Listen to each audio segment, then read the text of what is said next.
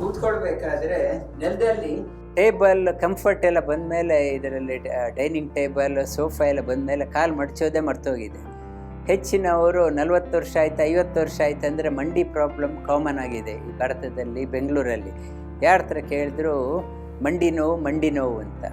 ಅದಕ್ಕೆ ಮಕ್ಕಳಿಗೆ ಈಗಿಂದಾಗಲೇ ನೆಲದಲ್ಲಿ ಕೂತ್ಕೊಳ್ಳೋಕ್ಕೆ ಹೇಳ್ಕೊಡಿ. ದೇವ್ರ ಮನೆಯಲ್ಲೂ, ಕೆಲವ್ರ ಮನೇಲಿ ಹೋದಾಗ ದೇವ್ರ ಮನೆಯಲ್ಲೂ ಅವ್ರು ಕೂತ್ಕೊಳ್ಳಲ್ಲ. ದೇವ್ರ ಮನೇಲಿ ಒಂದು ಸ್ಟೂಲು, ದೇವ್ರ ಮುಂದೆನೂ ನಾವು ಮಂಡಿ ಮಡ್ಚಲ್ಲ ಅಂತ ಹೇಳ್ತಾರೆ. ಮಂಡಿ ಪ್ರಾಬ್ಲಮ್, ದೇವ್ರ ಮನೇಲಿ ಕೂತ್ಕೊಳ್ಳಲ್ಲ, ಟಾಯ್ಲೆಟಲ್ಲಿ ಕಾಲು ಮಡ್ಚೋಕ್ಕಾಗಲ್ಲ, ಮತ್ತು ಊಟಕ್ಕೆಲ್ಲ ಡೈನಿಂಗ್ ಟೇಬಲ್ ಬೇಕು. ನಿಮ್ಮ ಆರೋಗ್ಯ, ನಿಮ್ಮ ಮಂಡಿ ನೋಡ್ಕೊಳ್ಳಿ. ಮಂಡಿ ಯಾಕಿರೋದಂದರೆ ದೇವರು ಒಂದೊಂದು ಜಾಯಿಂಟ್ ಕೊಟ್ಟಿದ್ದಾರೆ. ಜಾಯಿಂಟ್ ಇರೋದು ಬೆಂಡ್ ಮಾಡೋದಕ್ಕೆ.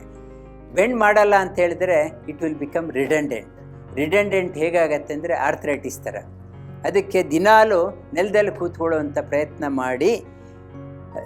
ಆ್ಯಂಡ್ ಮಾಡೋದರಲ್ಲಿ ನಿಮ್ಮ ಮಲಬದ್ಧತೆ ಪ್ರಾಬ್ಲಮ್ ಕಮ್ಮಿ ಆಗತ್ತೆ, ಡೈಜೆಷನ್ ಇಂಪ್ರೂವ್ ಆಗುತ್ತೆ.